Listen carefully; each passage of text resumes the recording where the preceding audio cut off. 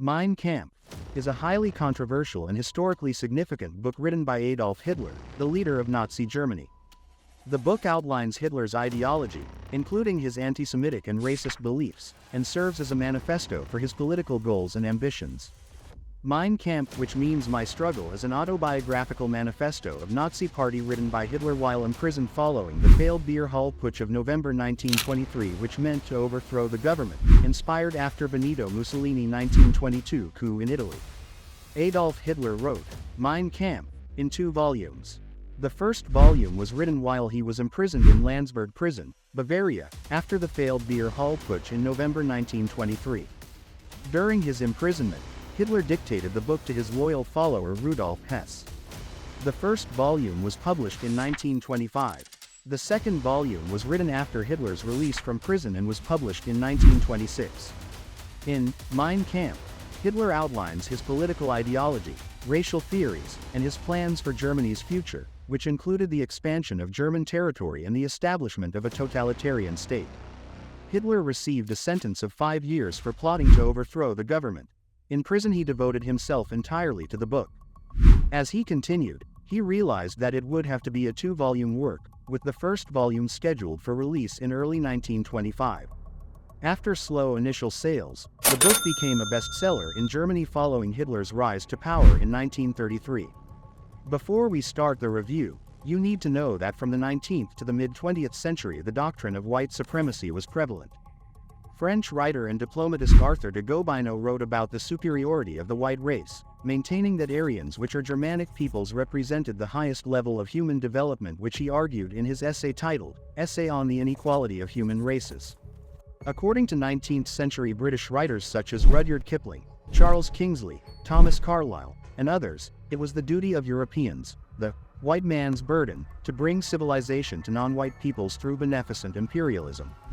Coming back to Hitler, he had a racist worldview. He believed that people could be separated into a hierarchy of different races, where some races were superior and others were inferior. Hitler believed the German race to be the superior race and called the German race Aryan. Hitler and the Nazis considered Jews to be an inferior race of people, who set out to weaken other races and take over the world. Hitler believed that Jews were particularly destructive to the German, Aryan, race and did not have any place in Nazi Germany. According to Hitler, there is a clear racial hierarchy in which some races are superior to others. At the top of this hierarchy is the Aryan, a person of Germanic origin with blonde hair, blue eyes, and fair skin. The Aryan is both physically and intellectually superior to all other races, and is the source of all important art, culture, and technology.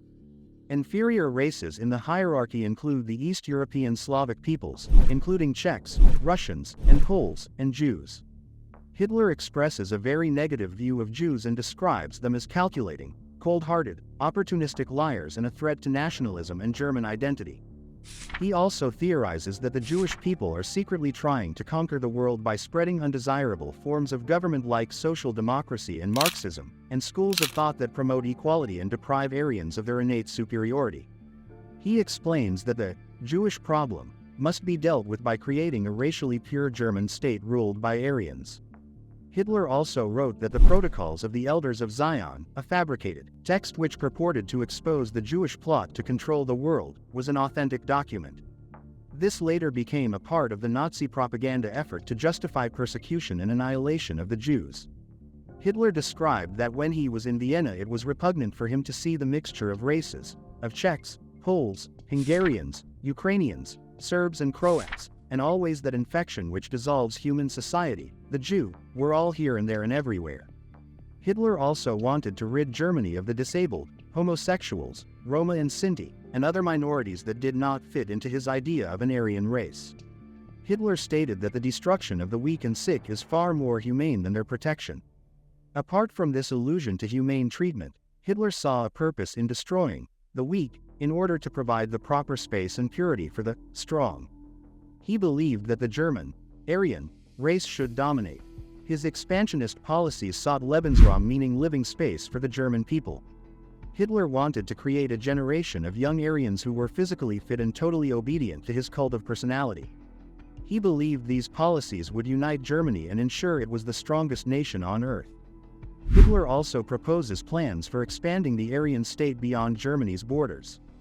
He promotes a militaristic foreign policy to conquer the territory to the east of Germany, namely Poland and Russia, and annex it to the German state to create more Lebensraum, or living space, for the German population to live and cultivate food.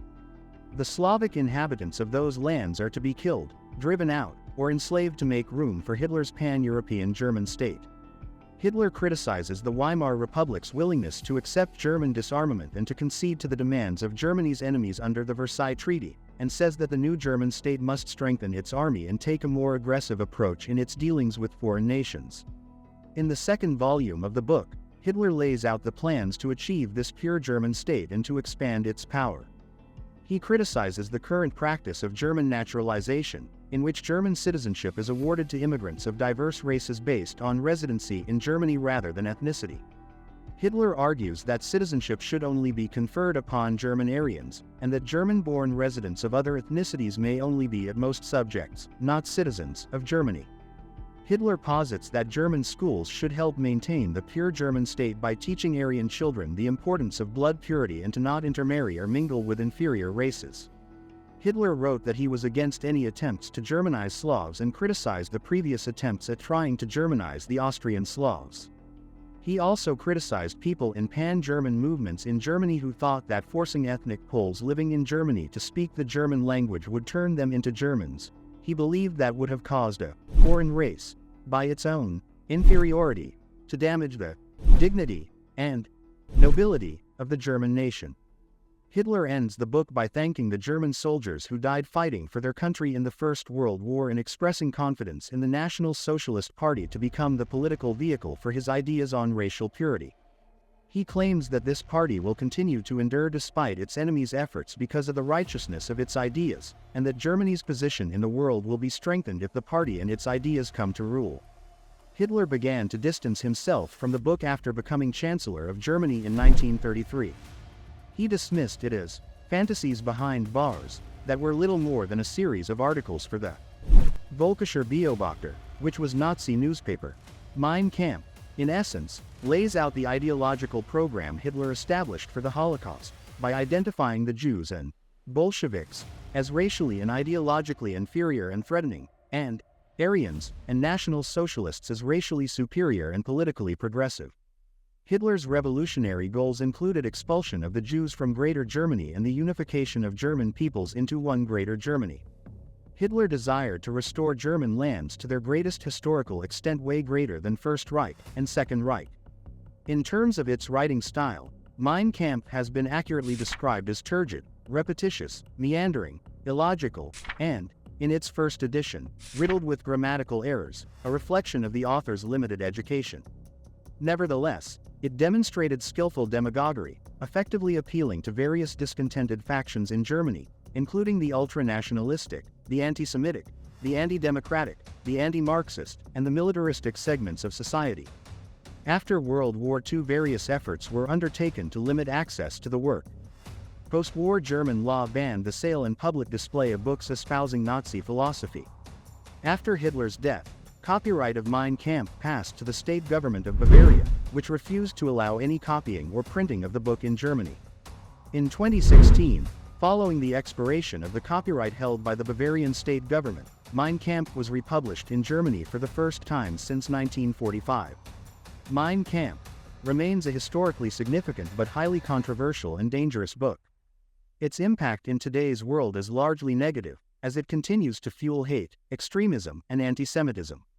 As a society, it is crucial to be vigilant in promoting tolerance, inclusivity, and education to prevent the resurgence of such harmful ideologies.